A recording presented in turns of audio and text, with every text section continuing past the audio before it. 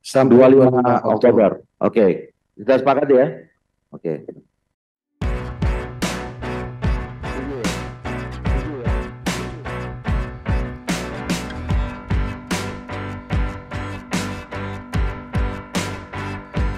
Nah, kemudian yang kedua, soal peraturan KPU tentang jadwal, ya, saya kira pilihannya tinggal dua, ya, opsi 1 dan opsi 2.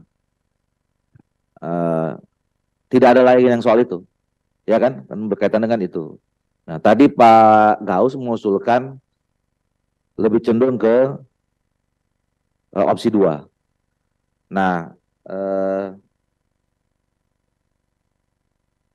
sebelum ya saya sampaikan ini,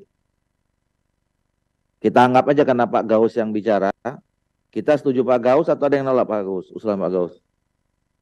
Setuju ya? Setuju ya? Setuju.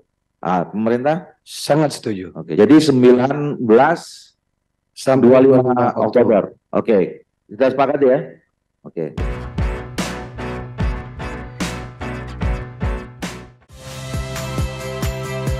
Saya Friska Clarissa. Saksikan program-program Kompas TV melalui siaran digital, pay TV, dan media streaming lainnya. Kompas TV, independen, terpercaya.